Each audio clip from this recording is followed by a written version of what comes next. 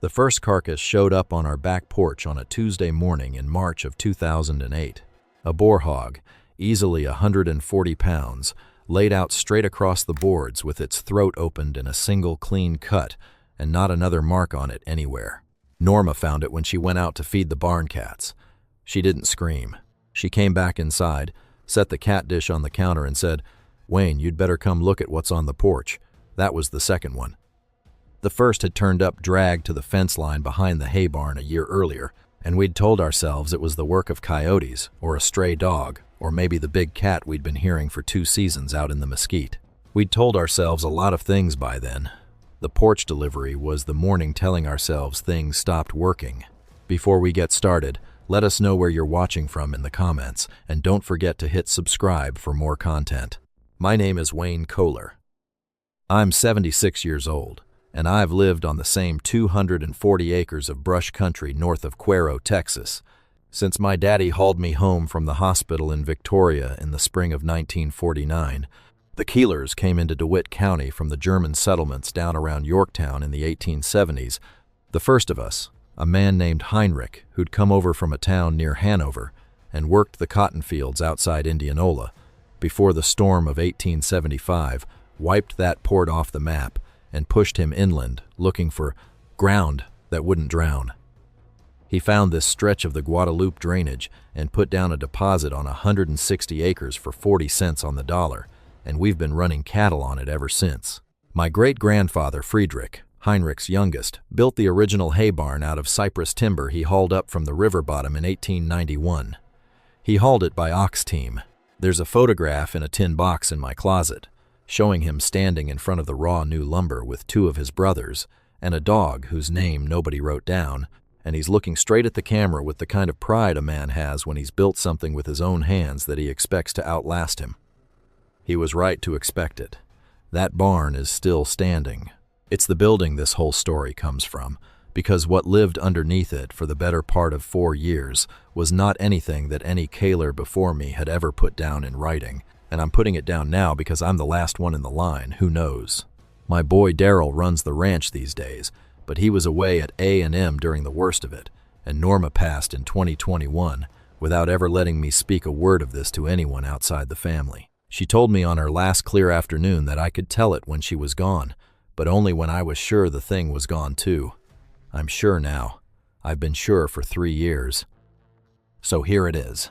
You probably already know that Cuero is where the Chupacabra story went international back in July of 2007. A rancher named Phyllis Canyon found a dead animal on her property out near the highway to Goliad, hairless, gray-blue, with a pronounced spinal ridge and a set of canine teeth that didn't belong to any dog or coyote anybody around here had ever shot. She put the head in her freezer and called the news. Within 2 weeks, our little town of about 7,000 people had reporters from CNN, the BBC, and a Japanese television crew driving up and down Esplanade Street looking for somebody to interview. The DNA analysis came back later from Texas State University in San Marcos and said it was a coyote, with some commentary about mange and possible hybridization with a Mexican wolf line, and most of the world decided the story was done. The town leaned into it. Cuero already called itself the turkey capital of the world on account of the wild turkey populations out in the brush, and now we had Chupacabra postcards and Chupacabra t-shirts at the gas stations on Highway 183, and the high school football boosters started selling Chupacabra-themed koozies for the homecoming game. By the end of 2007, most folks in DeWitt County had decided the whole business was either a coyote with skin disease or a tall tale that brought tourists into the cafes, and they got back to worrying about the drought and the price of hay. I was not most folks. I knew Phyllis a little, the way you know everybody a little in a county where the population sign hasn't changed numbers since Reagan was president, and when she described what she'd picked up off her ranch road, my stomach did a small, slow turn that had nothing to do with what I'd eaten for breakfast, because I'd seen tracks, months before her find. Tracks in the wet sand along the creek that ran behind my hay barn, and they weren't coyote tracks. The toes were wrong. There were 4 of them, sure, but the spacing was off, and the pad shape was narrower and longer than any canid track I'd ever cast in plaster. and I'd been casting tracks since I was a Boy Scout in the early 1960s. I'd shown them to my cousin Glenn, who'd worked 22 years for Texas Parks and Wildlife before he retired, and Glenn had stood there a long time chewing the inside of his cheek and finally said, "Wayne, I don't know what made these, and I'm going to do you the favor of not putting it in any report." That was June of 2007. A month later, Phyllis found her specimen 6 miles up the road from my fence line, and in the fall of that same year, the dead livestock started. Not ours at first. The Bruner place, on the other side of the FM 766 cutoff. Joe Bruner ran about 300 head of Brangus on a leased section that bordered the back of my property, and in October he lost 2 yearling calves in 1 week, both of them found with the same kind of wound. A puncture at the base of the throat, very small, very precise, and the carcasses drained nearly white. Joe was convinced it was a panther. There have always been mountain lion rumors in this part of the state, and Texas Parks and Wildlife will tell you officially that the breeding population is gone from South Texas, but anybody who's spent 30 years walking these fence lines will tell you something else. Joe got himself a pack of dogs and a permit from TPWD and spent 3 weekends hunting through the brush along the creek bottom, and he turned up nothing. Not a track he could identify, not a scat sample, not a single useful thing. After the 3rd weekend, he stopped looking, and he stopped losing calves at the same time, and he said good riddance and moved on. I started losing goats in November. We didn't run goats commercially. Norma kept a small herd of Boer and Spanish crosses, maybe 18 or 20 head, mostly because she liked them, and because they kept the underbrush knocked back where the cattle wouldn't graze it. The first one I found was a young nanny we called Bonnie, and she was laid out under a live oak about 100 yards from the barn, with the same kind of wound Joe had described to me at the feed store. A small puncture at the base of the throat, no other marks, no sign of struggle, and the body so light when I picked it up that I knew before I turned it over what I was going to find. 2 days later, another nanny. A week after that, an older billy goat that should have been more than tough enough to handle anything that came at him. 3 goats in 2 weeks, all of them dropped within sight of the hay barn. I'd kept my own dogs in the house at night by then. We had a pair of blue heelers, smart as whips, and they'd been acting strange since late September. They wouldn't go near the hay barn after dark. During the day, they'd trot in and out the way they always had, chasing barn cats and snuffling around the hay bales, but the minute the sun started getting low, they'd hunker down on the back porch and look toward that barn with their ears flat and their tails tucked, and no amount of coaxing would put them out in the yard once full dark came. Norma noticed it before I did. She said, "Wayne, those dogs know something's out there." I said it was probably the coyotes pushing in closer because of the drought. She gave me the look she'd been giving me for 42 years, the look that meant she'd already worked out the answer and was waiting on me to catch up, and she said, "Those dogs aren't scared of coyotes. They tree coyotes." She was right. They did. I took my shotgun out to the barn the next night. You have to understand the layout to follow what I did. The hay barn was built into the side of a low rise, what we called the bench, so the south wall was set against a cut bank of caliche and limestone, and the north wall opened onto level ground. The whole structure was about 40 feet long and 20 wide, with a tin roof that had been replaced 4 times since Friedrich's day, and original cypress siding that the South Texas sun had cured to the color of old rope. Underneath the south end, where the cut bank rose up against the floor joists, there was a crawl space, not a basement. The coolers were practical Germans, and we never built basements, but there was a low gap, maybe 2 feet high at the deepest, that ran the length of the south wall and tapered out where the bank fell away. Friedrich had used it for storing tools and barrels back in the 1890s. By my daddy's time, it was full of broken implements and pack rat nests, and by mine, it was a place I hadn't crawled into since I was a kid hunting for arrowheads in the dust. I knew, the moment I set foot inside that barn that night, that something was using the crawl space. I knew because I could smell it. A smell I have never been able to describe well enough for anyone who wasn't standing there. It was musky, the way a wet dog is musky. But underneath that was something almost sweet, like fermented fruit. And underneath that was something metallic, like a handful of pennies held tight in a sweating palm. It wasn't unpleasant exactly. It was just complete. It filled the inside of the barn, the way a sound fills a small room. and it told me without any further evidence that whatever I'd been looking for in the mesquite was already living about 15 feet from where I was standing. I crouched down with my flashlight and my shotgun, and I shined the beam into the crawl space. I saw eyes first, 2 of them low to the ground, about 10 yards back where the bank rose to meet the joists, and they caught the light the way a coyote's eyes will catch it. But they were the wrong color. A coyote's eyes shine green or yellow in a flashlight beam. These shone a kind of dull red, the color of an old brick wall in evening light, and they were larger than a coyote's eyes should have been. I held the beam steady. The eyes did not move. They did not blink. They watched me with a patience that I will tell you straight out unnerved me more than aggression would have. Aggression I could have answered with the shotgun. This was something else. This was a thing that knew exactly what I was, knew what the shotgun was, and was waiting to see what I'd decide to do. I backed out of the barn. I didn't fire.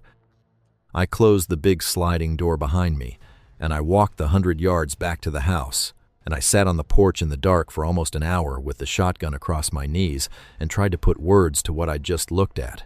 I want to say something about that walk back to the house, because it was the longest 100 yards I have walked in my life. The moon was a quarter full. The cattle were lying down in the lower pasture, dark shapes against the dark ground, and the night birds were calling the way they call in the brush country in late autumn. The chuckwill's widows and the occasional screech owl, and once a long, mournful note from a coyote somewhere west of the property line. I walked with the shotgun broken open over my forearm, because that's how you walk with a shotgun in the dark when you don't intend to use it. And every step I took back toward the porch light, I felt the eyes I'd just looked at behind me, not following, not threatening, just present, the way you feel the weight of a watching eye on the back of your neck in a crowded room. It was the first time in my life I had ever felt watched by something that I knew, with absolute certainty, was watching me back with comprehension. By the time I went inside, I'd settled on 3 things. The first was that there was something living under my barn that didn't fit any picture I had of any animal native to DeWitt County. The second was that it had been watching me, deliberately, with what I could only describe as awareness. And the third was that it had not attacked me when it had every opportunity to do so, which meant whatever was wrong about it, it wasn't simply wrong in the way a rabid coyote is wrong. Norma was up. She always knew when I was working something through, and she'd put coffee on. I sat at the kitchen table and I told her what I'd seen, and she listened the way she always listened, which was without interrupting and without making any face that might steer my account one direction or another. When I was done, she said, "Wayne, the goats it's killing are the goats that come closest to the barn at night. Have you noticed that?" I had not noticed that, she said. Bonnie used to sleep under the live oak nearest the barn. The billy used to wander up there at sundown. Whatever it's taking the ones that walk right up to where it lives. She said this without any drama in her voice, the way she'd announced that the tomatoes needed water, and then she said, "I'm not saying that justifies it, but it tells you something." It told me something. I didn't know what to do with what it told me, but I lay awake that night, turning it over. The next morning I did something I have not told anyone about until this telling. I took 2 of the goats Norma had butchered and frozen the previous fall, thawed them in the laundry room sink, and I dragged them out to the bench behind the hay barn and laid them in the brush about 50 feet from the crawl space opening. Then I went back to the house and I waited. I didn't say a word to Norma about it. I told myself I was testing a theory, that if I gave the thing food, it might leave the live animals alone. But underneath that, I was doing something I didn't have a name for. I was making an offering. I was speaking, in the only language I could think of, to whatever was watching me from under that barn, and what I was saying was, "I see that you're here, and I'm not coming at you with a gun." Both goat carcasses were gone by morning, not dragged, gone. The patch of Bermuda grass where I'd laid them was undisturbed except for a small, darker patch on the ground that I knelt to examine and realized was blood, but only a small amount, the way a wrung-out cloth would leave a stain. No drag marks. No tracks I could read in the hard, dry ground around the bench. Just the absence of the meat I'd left. I didn't lose another goat for the next 3 weeks. In that 3 weeks, I started leaving food more regularly.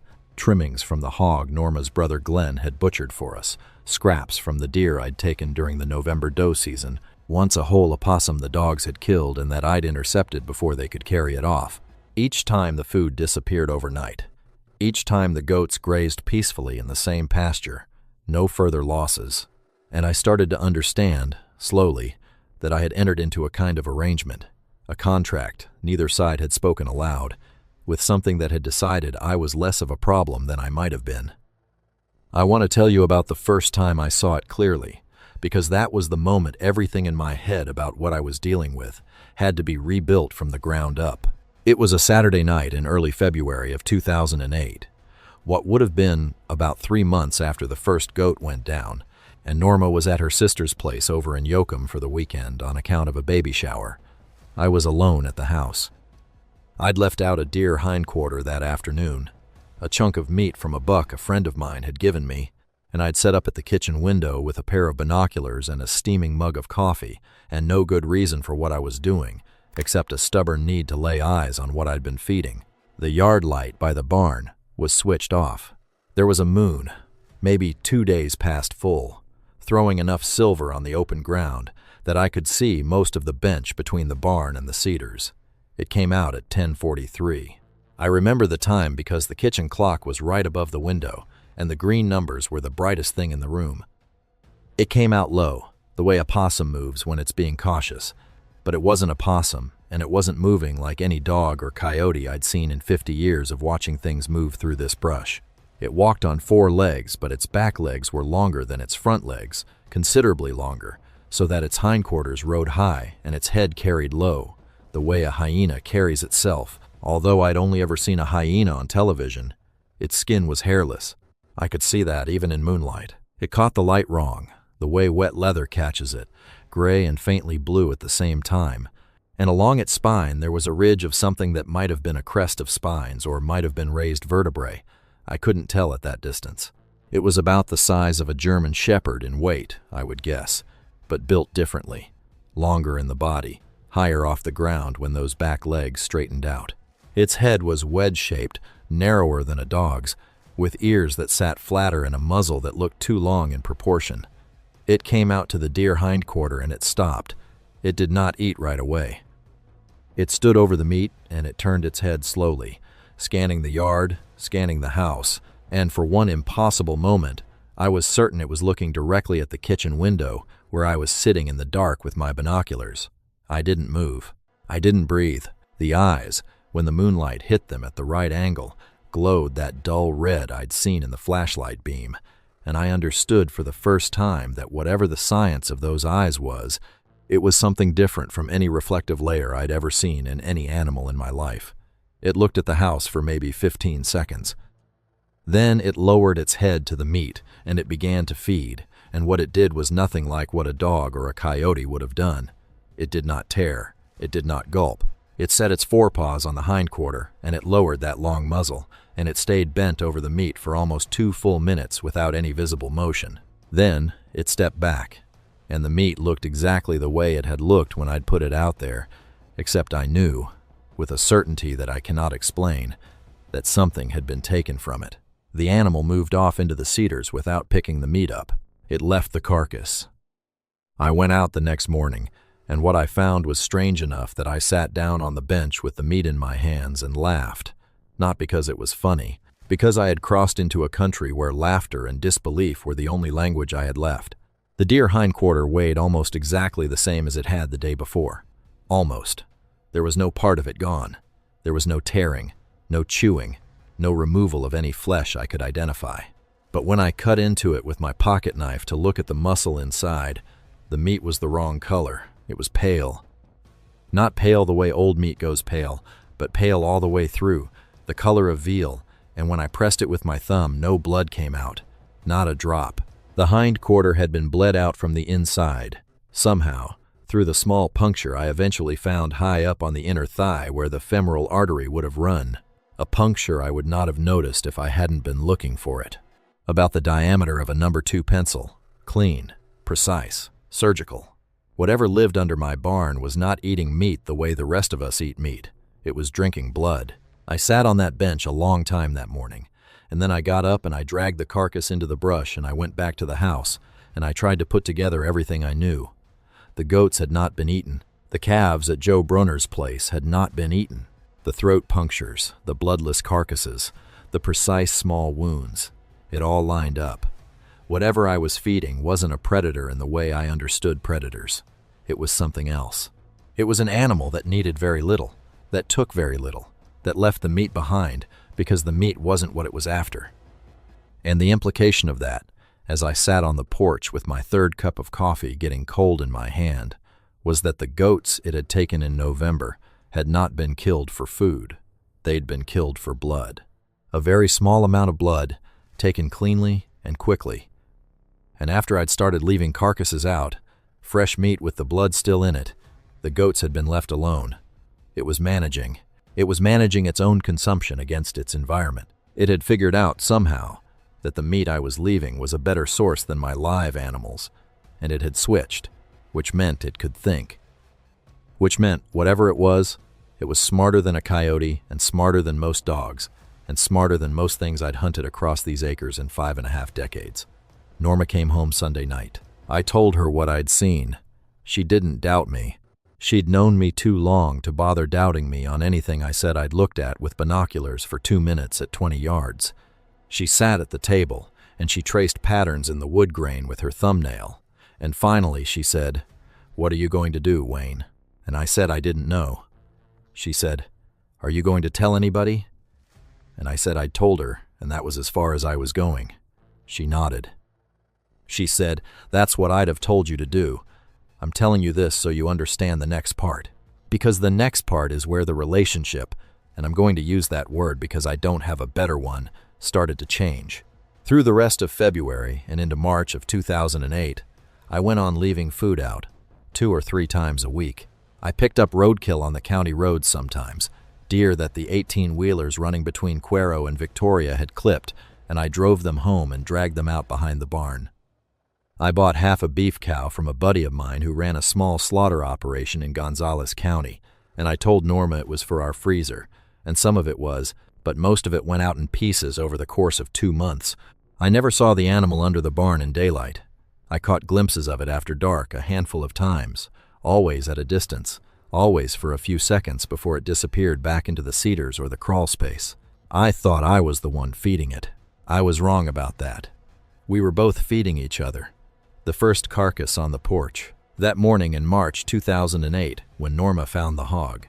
We stood out there together and we looked at it for a long while. The hog was big, real big, 140 pounds at least, with tusks the size of my thumbs and a black coat dense as a brush. Feral hogs are the biggest agricultural problem in Texas, period. The state estimates over 2 million of them now, and they tear up pastures, kill calves, eat ground-nesting birds, and carry diseases that can wipe out a herd of pigs faster than a barn fire. Cuero and DeWitt County have been overrun with them for 30 years. I lose more sleep over hogs than over drought, and that's saying something. And here was a big boar hog, dropped on my back porch like a Christmas turkey, with a single puncture wound at the base of its throat and not another mark on it. Norma was the one who said it first. She said, "It brought us a hog." She said it the way you'd say it about a barn cat that drops a mouse at your feet. There was wonder in her voice, but there was something else too, something more careful, like she was trying out the words before she committed to them. I said, "Norma, it might just be where it dropped a kill it didn't want." She looked at me. She said, "Wayne, it laid it out straight. Look at how it's laid out." The heads pointed at the door. She was right. The hog was arranged. Not flung. Not dragged, arranged. I dragged that hog about a 1/4 mile out into the back pasture and I buried it deep with the tractor. I didn't want 140 pounds of carrion drawing in every coyote and buzzard within 20 miles, but I left a thank you, if you can call it that, on the bench behind the barn, a whole brisket I'd been saving for Easter. I felt foolish doing it. I felt the way you feel when you're talking to a person who doesn't speak your language and you find yourself making the same gestures over and over, hoping that one of them lands. The brisket was gone by morning, except it wasn't gone. It was still there, just drained. And I understood that this was the conversation now. Hogs in exchange for meat, help in exchange for sustenance. And whatever was going on under my barn had decided, somewhere in whatever passed for its thinking, that the two of us were partners in something. A month later, 2 more hogs, each one laid out on the porch boards the same way the first had been, head pointed at the door, legs tucked under, the small clean puncture at the base of the throat and not another mark on the body. I started keeping a notebook in the kitchen drawer where I wrote down the date and the approximate weight of each delivery, the way a man might keep a record of rainfall or calving dates. By the end of April, I had 4 entries. By the end of May, 7. 6 weeks after the second pair, a sow with 2 big shoats laid out together. Through the spring and into the summer of 2008, the carcass deliveries kept coming, and our hog problem, which had been chewing up our pastures and our fencing for years, started to ease off. Joe Brunner mentioned it to me at the gas station one morning. He said, "Wayne, the hog sign on our back fence is down to nothing. Have you noticed?" I said, "Yeah, I'd noticed." He said, "You reckon the drought's pushing them down toward the river?" I said it might be. He said it was the first good thing the drought had done. I didn't say what I knew. Glenn, my cousin who'd worked for Parks and Wildlife, came out for a visit in early August. He'd known something was off ever since the tracks I'd shown him the previous summer, and he hadn't pressed because Glenn wasn't a man who pressed. But he sat on the back porch with me one evening and he said, "Wayne, I've been hearing things from the other ranchers. The hog populations on 3 different properties around you are down by more than half from what they were a year ago." I said I'd noticed. He said, "You know anything about that?" I told him I didn't have a scientific explanation. He looked at me a long time over his sweet tea. He said, "Wayne, you've never been one for explanations." He let it sit, and then he said, "Whatever's helping you out, you keep helping it back." And he didn't ask anything else. We sat there a while listening to the cicadas and the windmill creaking, and when he stood up to leave, he said, "Wayne, the worst thing that ever happened to wildlife in this state is the day people decided every animal had to fit on a list with a number next to it. Some things don't fit on the list. Some things never have." He drove off and we didn't talk about it again for years.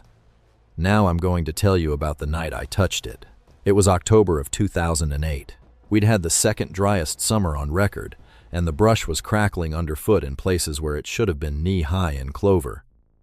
The cattle were down to feeding on hay we couldn't really afford, and Norma and I were having the same conversation every other family in DeWitt County was having, which was about whether to sell off half the herd before the price dropped any further. I was up at 3 in the morning the way I often was during the drought, sitting on the porch with coffee, watching the moon get low. The dogs were inside. The cattle were quiet. I had the porch light off, which I'd been doing for almost a year by then, because the thing under the barn moved more freely when there was no electric light cutting up the dark. I saw it come out from the back of the barn. It moved across the bench, into the open, and it stopped. It looked at the house. It looked at me. I was sitting in the dark on the porch, in a chair I'd been sitting in for half my life, and there was nothing between me and the animal except about 40 yards of open ground. It saw me. It knew I was there. And it didn't run. It stood. Then, slowly, it came toward me. I want to tell you what I felt, and I'm going to tell you the truth. I felt no fear. None. I should have. Any reasonable man would have. But I'd been feeding this animal for nearly a year, and we'd built whatever we'd built, and what I felt was the same thing I'd feel if Glenn had walked up the porch steps in the dark unexpected. Recognition. The deep, gut-level recognition that the thing approaching me was something I knew, even if I didn't know how I knew it. It stopped about 10 feet from the porch. In the moonlight, this close, I could see it the way I'd never seen it before.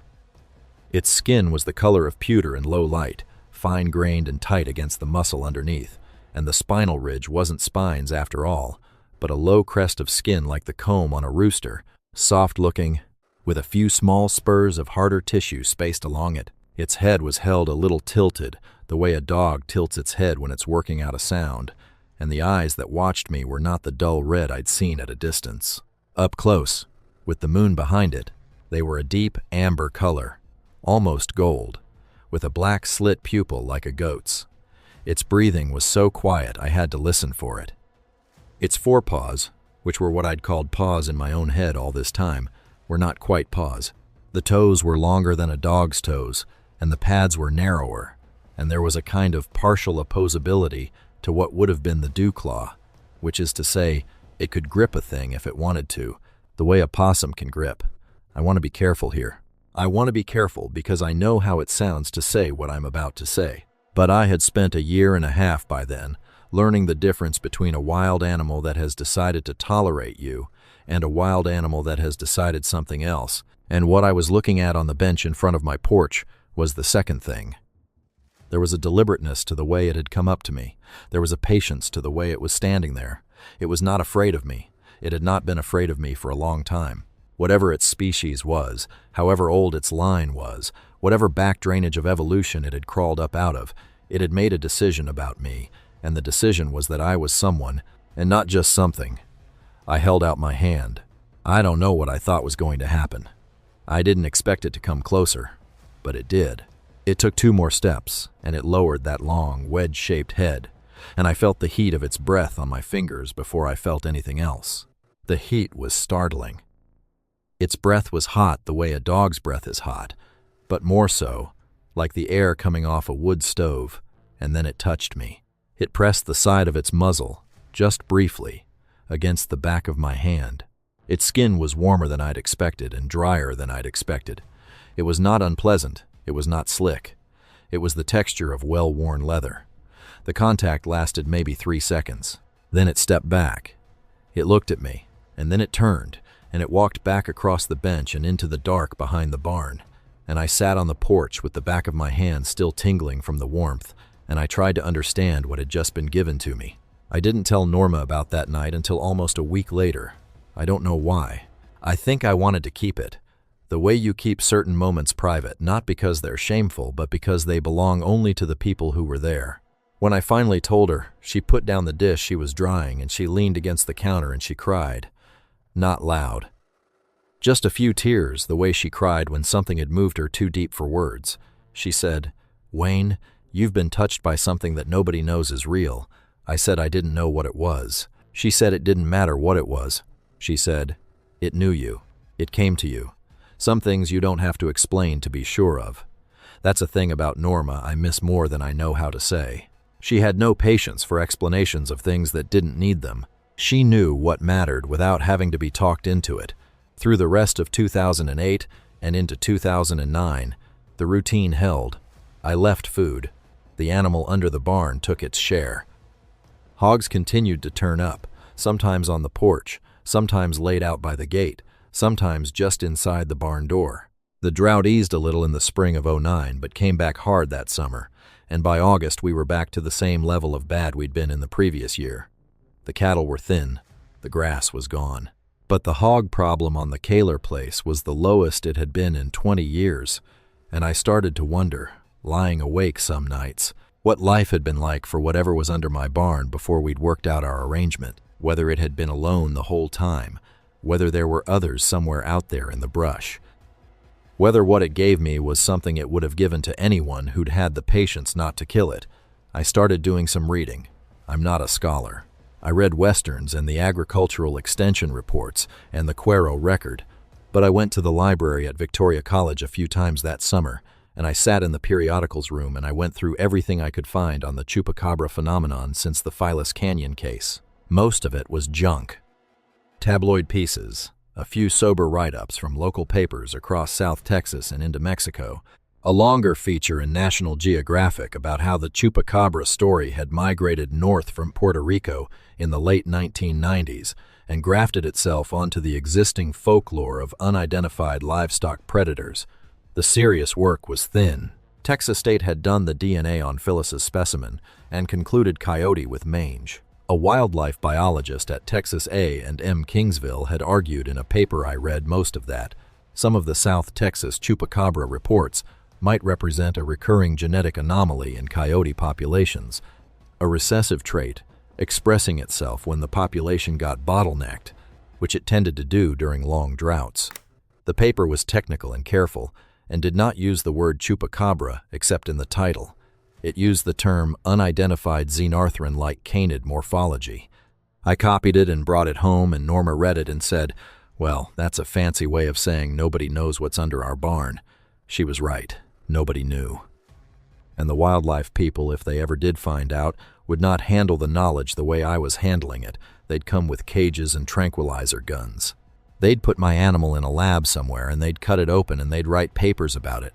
And what they would not do, what no institution in our country knows how to do, is leave a wild thing alone in the place it has chosen to live. I was sure of that.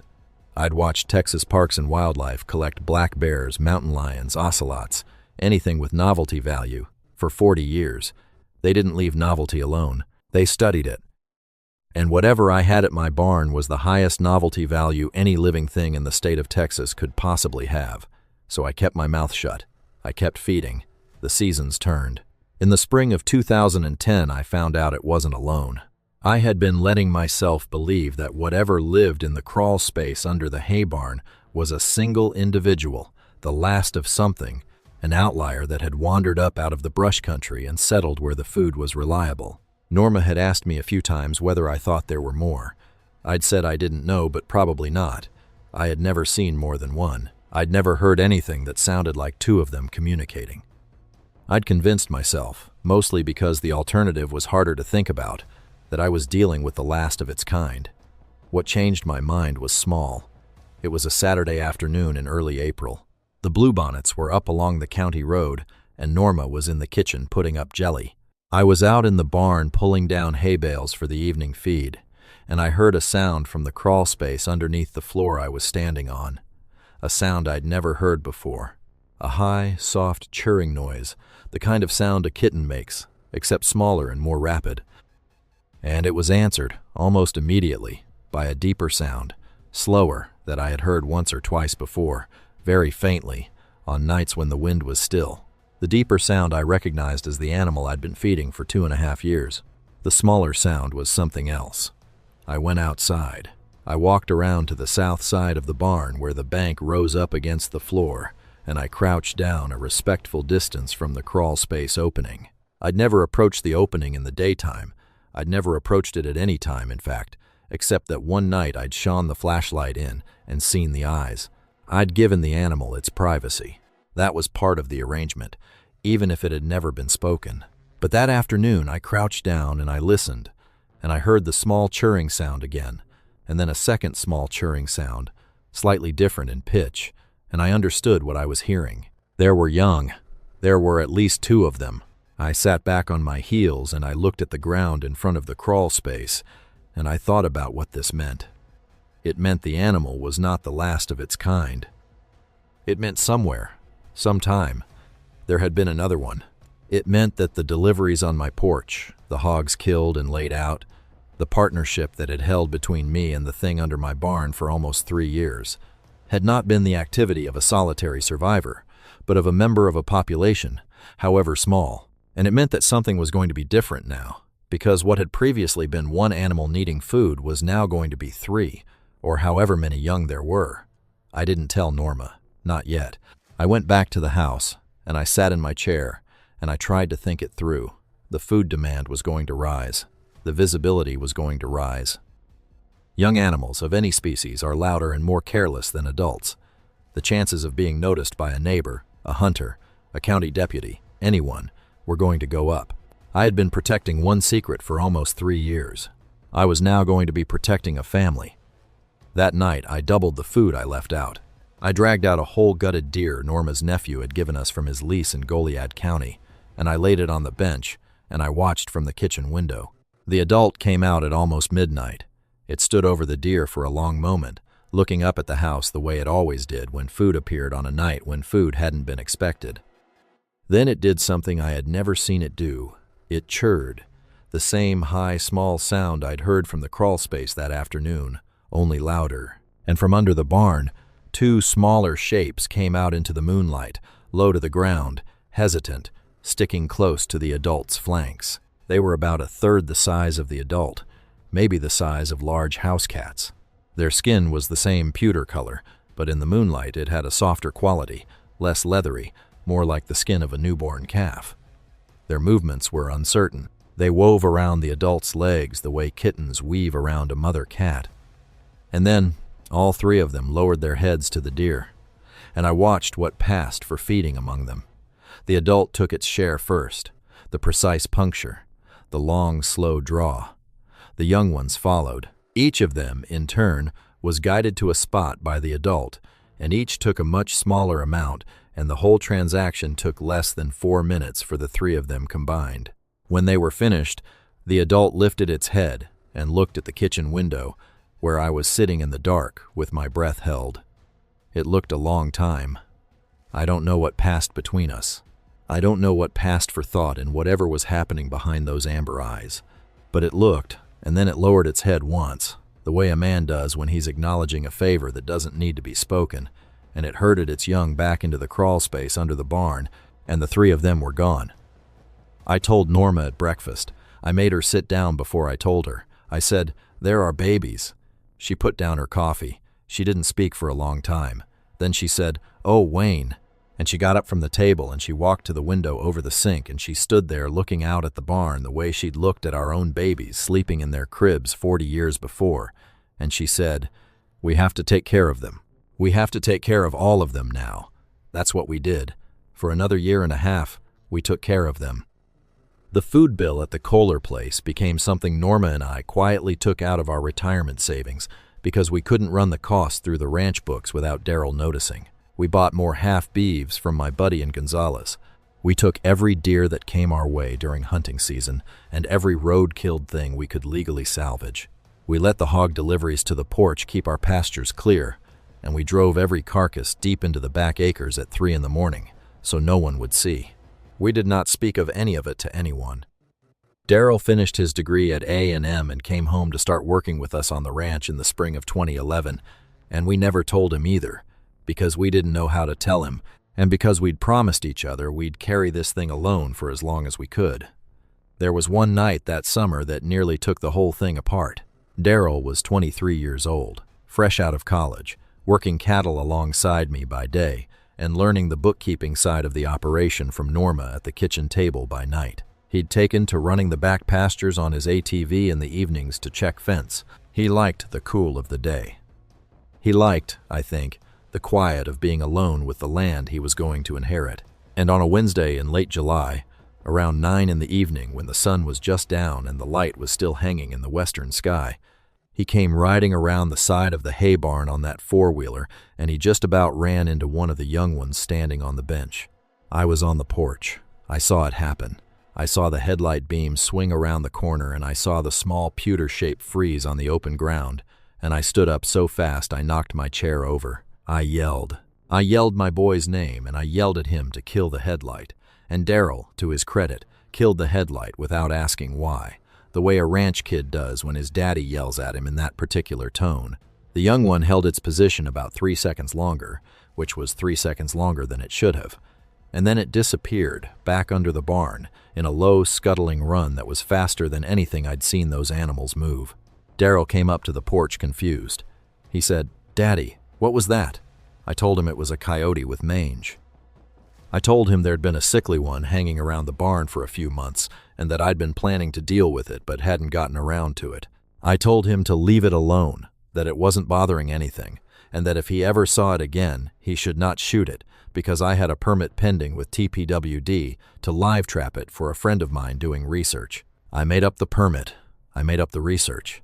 I lied to my own son with a fluency that surprised me, and I sat on the porch afterward with my heart pounding the way a man's heart pounds when he's just talked his way past a tornado. Daryl took it. He took it because he was 23, and his daddy had never lied to him about anything before, and he had no reason to think a story about a mangy coyote was anything other than what it sounded like. He never mentioned it again, but I think about that night more than I should. I think about how close my son came to seeing what was under his own family's barn, and I think about what it would have cost him to know, and what it would have cost the animals if I hadn't been on the porch and seen the headlight swing. The young grew. By the summer of 2011, they were nearly adult-sized, and I started seeing all three of them on the bench together more nights than not. That winter, in the first week of February 2011, we got a freeze that broke records across South Texas. Temperatures dropped into the teens in DeWitt County for 3 nights running, which is the kind of weather this part of the world is not built for. Pipes burst all over Cuero. The power went out for most of a day on the 2nd of February. Daryl, who was still at A&M then, called and asked if we were all right, and I told him we were.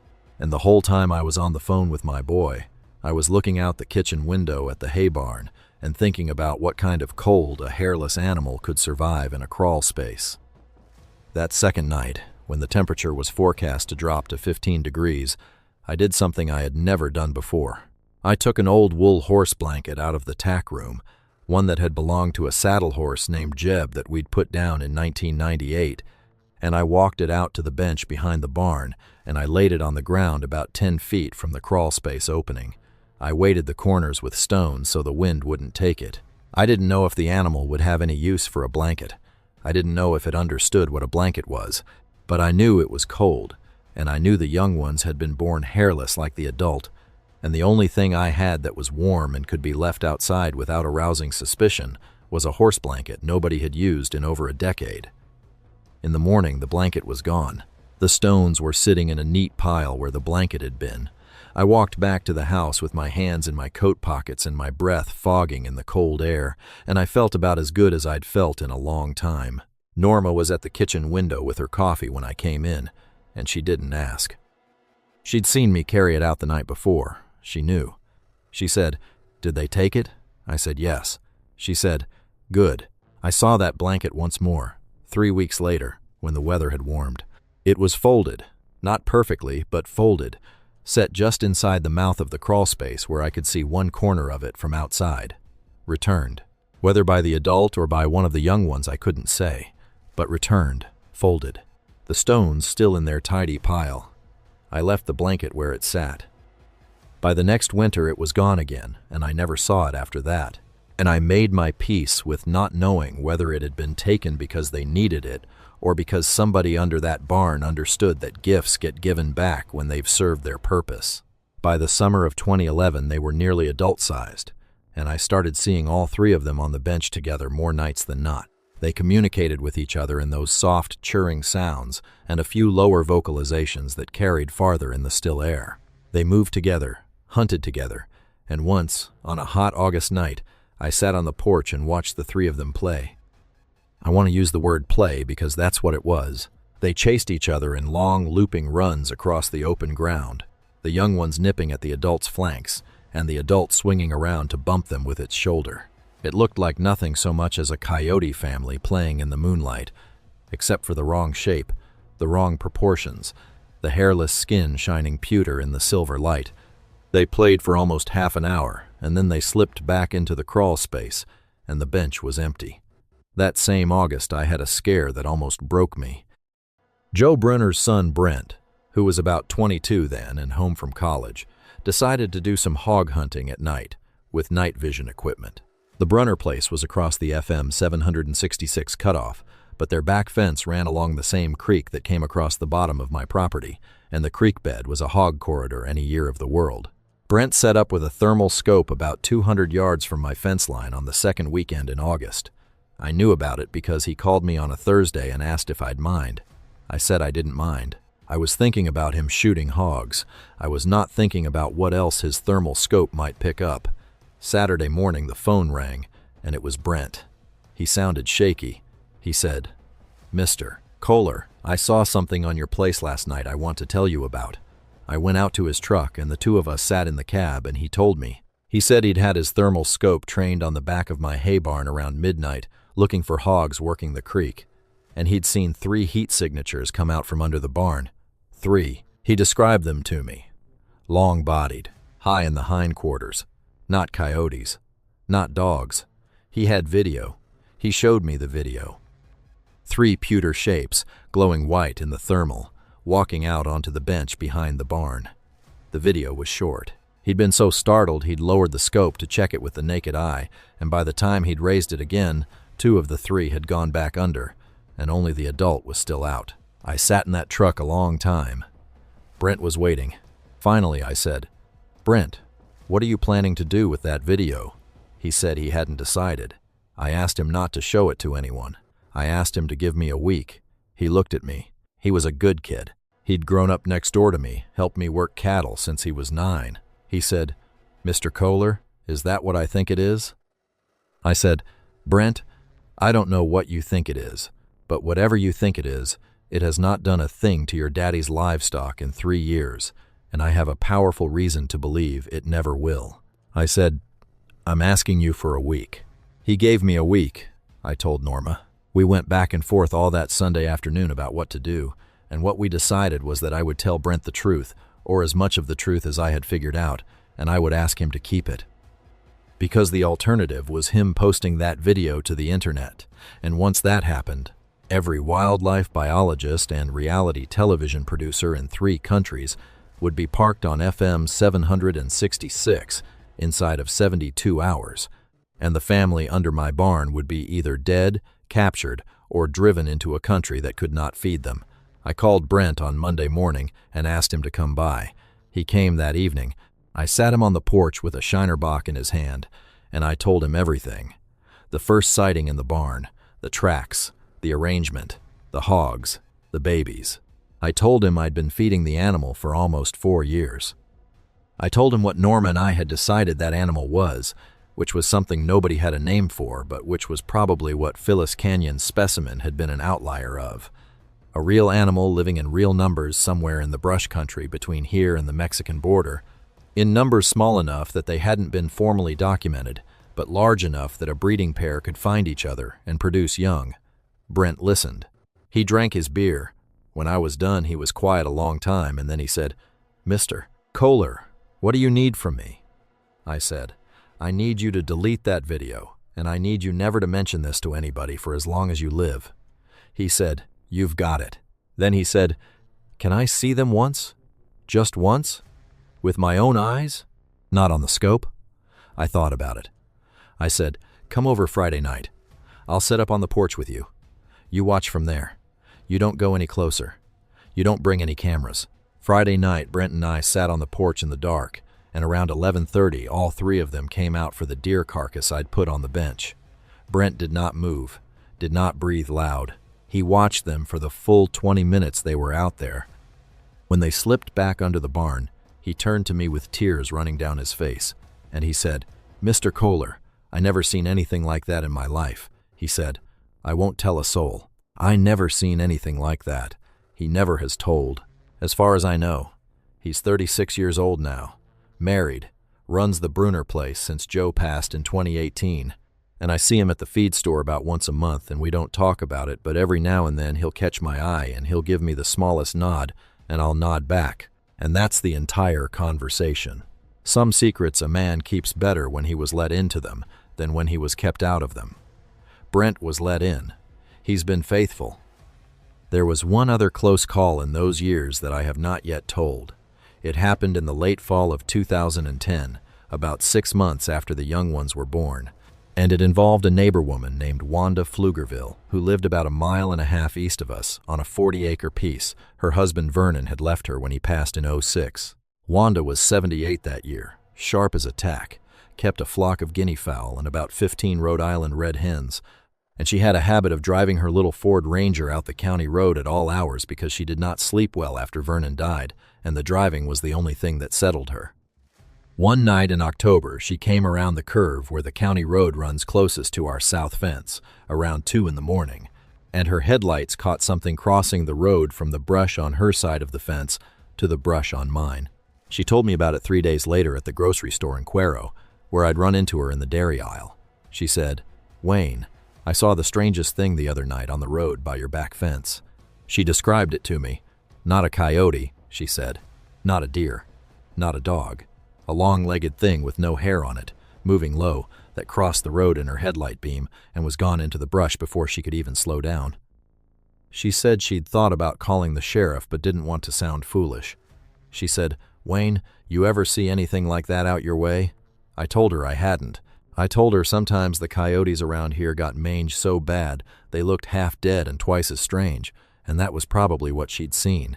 She looked at me a long moment over her shopping cart, with that bright old lady look that misses absolutely nothing, and she said, Well, maybe. She said, You let me know if you see one.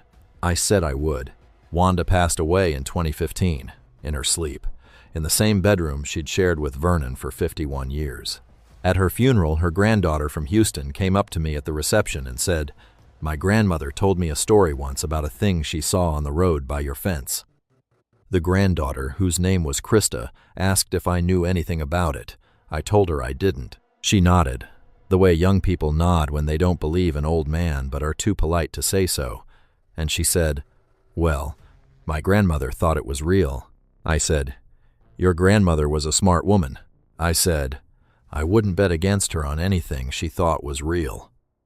I drove home that afternoon and I sat on the porch with a bourbon, and I thought about Wanda Pflugerville driving her little Ranger up and down the county road in the dark and seeing something in her headlights that nobody believed her about, and I thought about how many other people in this country must have seen something like that over the years, in headlights, in trail cameras, in the corner of an eye walking out to the truck before dawn, and how many of them had told nobody because they didn't want to sound foolish either.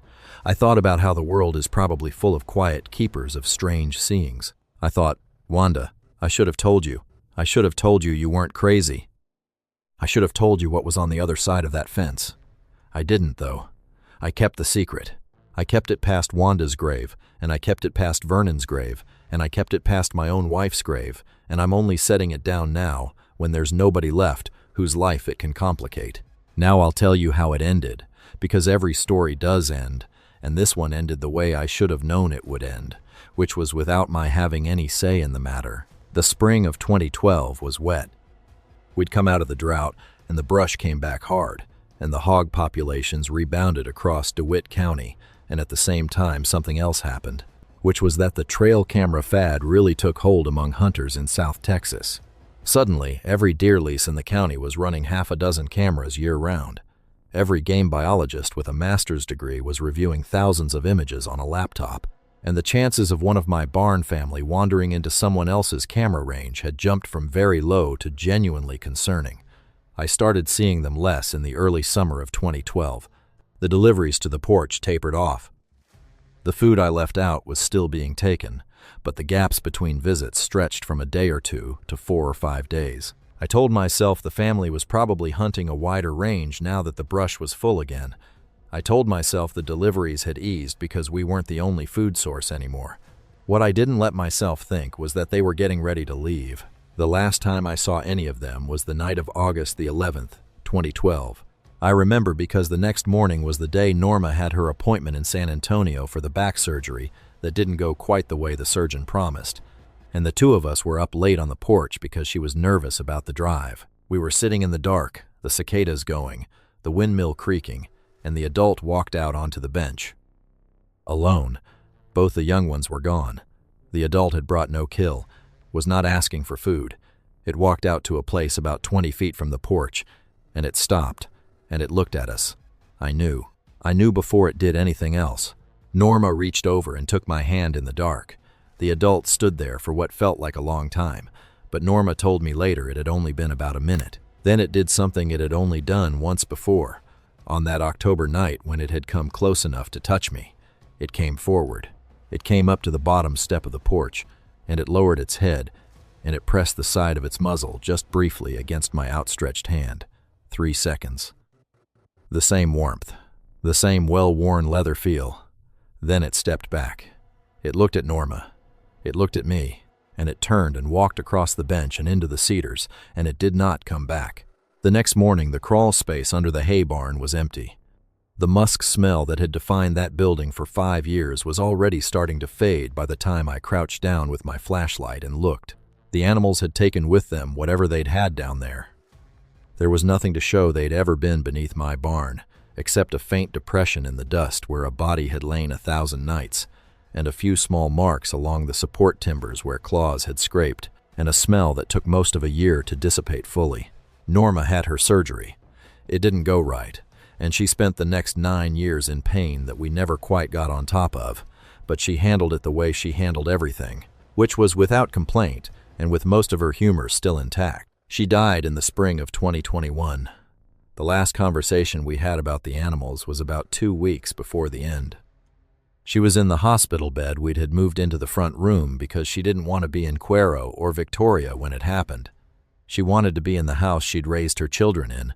Looking out the window at the live oaks she'd watched grow for 40 years, the hospice nurse came twice a day. I sat by her in the afternoons and I read to her, sometimes from the Cuero record, sometimes from a Louis L'Amour novel she'd loved as a young woman called Hondo, and sometimes we just sat. On the second-to-last clear afternoon, she opened her eyes and she said, "Wayne." I said, "Yes, sweetheart." She said, "Do you remember the night they brought the first hog?" I said I remembered. She said, "Do you remember what I said to you out there? I said you told me it brought us a hog." She closed her eyes again and she was quiet a long time and I thought she'd drifted off. And then she said, very softly, "That was the best morning of our marriage." She said, "The morning that hog was on the porch. I want you to know that." She said, "Every morning since, I have thought about that hog." And then she did fall asleep. I sat with her another hour. I thought about what she'd said. I thought about 42 years of mornings, the children's birthdays and the wedding anniversaries and the mornings the calves dropped and the mornings the well finally came in after we'd drilled 3 times trying to find water. And I thought about that one March morning standing on the back porch looking at a hog laid out on the boards with its head pointed at the door.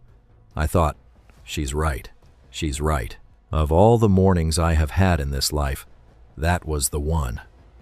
Because that was the morning I understood, beyond any room for doubt, that the world held kinds of company I had never imagined being kept by, and that I had been chosen, in whatever small accidental way, to be one of the people kept company by it.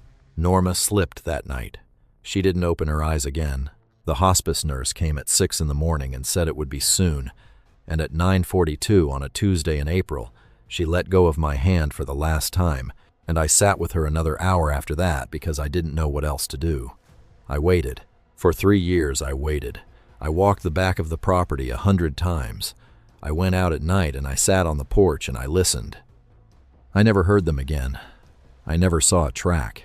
The hog populations on my place rose back to where they had been before, the way the hog populations rise wherever the people stop fighting them, and I fought them the way every rancher in this county fights them, which is with rifles and traps and the occasional contract trapper, and none of it works very well. The arrangement I'd had for 5 years could not be rebuilt with anyone else, and I never tried. Where they went, I don't know. There's a lot of brush country between Cuero and the Rio Grande. There's a lot of land in northern Mexico where ranches run 30,000 acres and a man's never seen the back fence.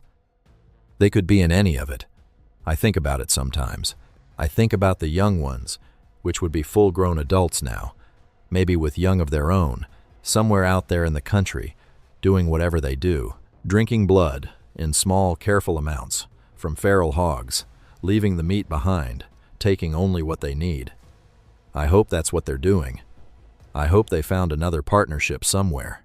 I hope some other rancher, in some other county, has come to the same arrangement I came to, and is keeping the same quiet. I want to say one thing about what this animal was. I have spent 15 years now thinking about it, and I'll tell you what I've come to.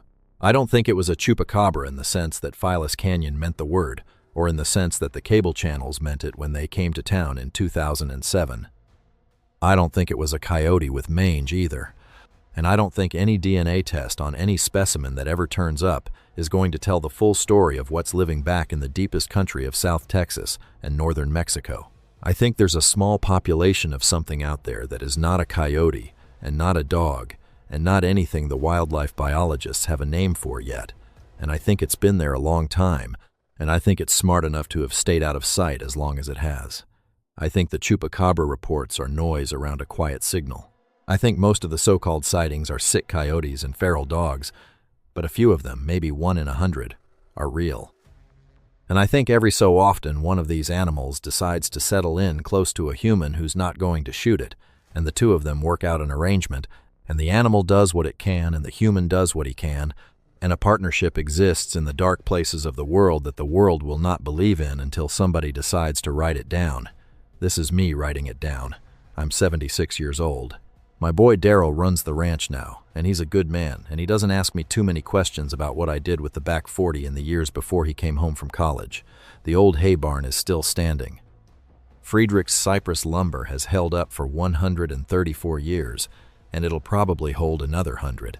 I go out there sometimes, in the cool of the morning, and I crouch down by the crawl space opening, and I put my hand on the bank where the limestone meets the floor joists, and I think about how warm that small space used to feel, even in winter, because there was a body in it, and that body knew me, and that body trusted me, and the world I live in does not have very many other things in it that I can say the same about. Norma was the one who said the truest thing about all of it.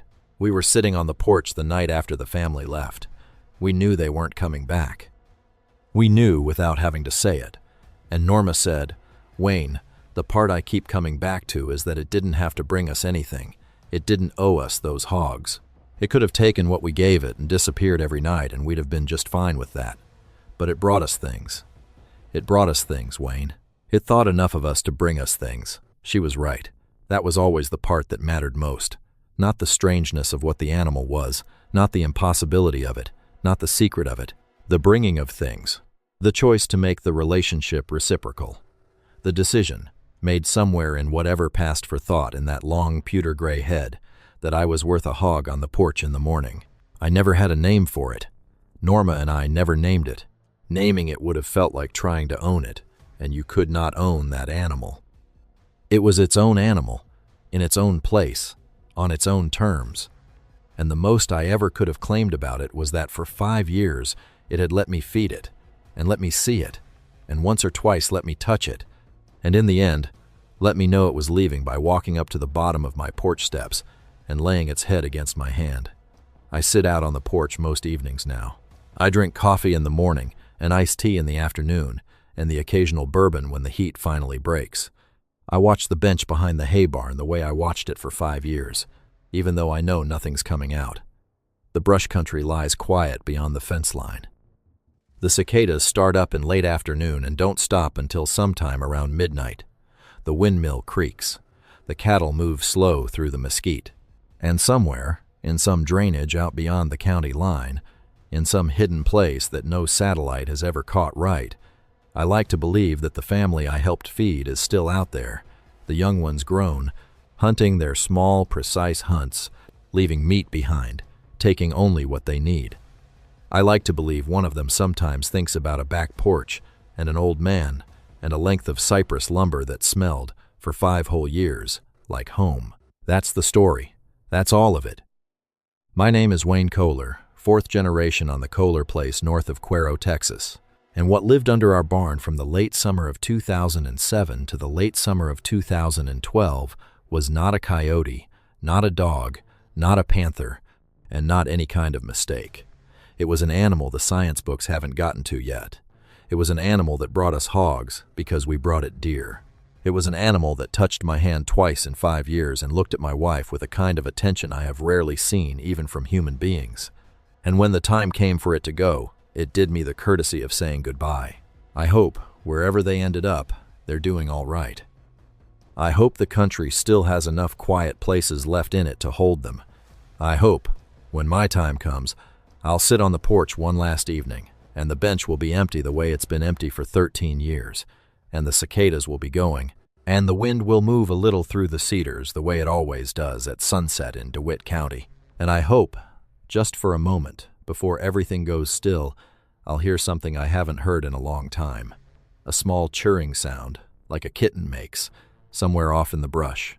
And I'll smile, and I'll know they made it. And I'll close my eyes, and I'll let the porch go quiet around me, and I'll say, under my breath, the only thing I ever really had to say to them across all those years. I'll say, thank you for the hogs. I'll say, thank you for everything. The brush country is older than any of us. Older than the Koehlers, older than DeWitt County, older than Texas. It was holding things long before we got here. It'll be holding things long after we're gone. And every so often, if a person is patient enough and quiet enough and willing not to ask the kinds of questions that ruin the only answers worth having, the brush country will let one of those things come close. It let one come close to me. It let one come close to Norma. It let 2 of us, sitting on a porch in the dark, see something that nobody else will ever see exactly the way we saw it.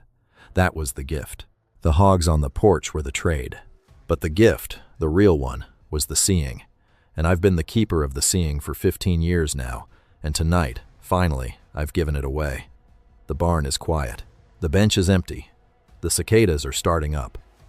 Somewhere, out beyond the back fence, in the country that goes on past my fence line and past Joe Bruner's old place, and past everything I know the name of, the brush is holding its old secrets the way it always has. I hope one of those secrets, on a cool night when the moon is right, still thinks of an old porch outside Cuero. I hope it does. I think it might. That's the end of what I have to tell. My name is Wayne Koehler. I'm 76 years old.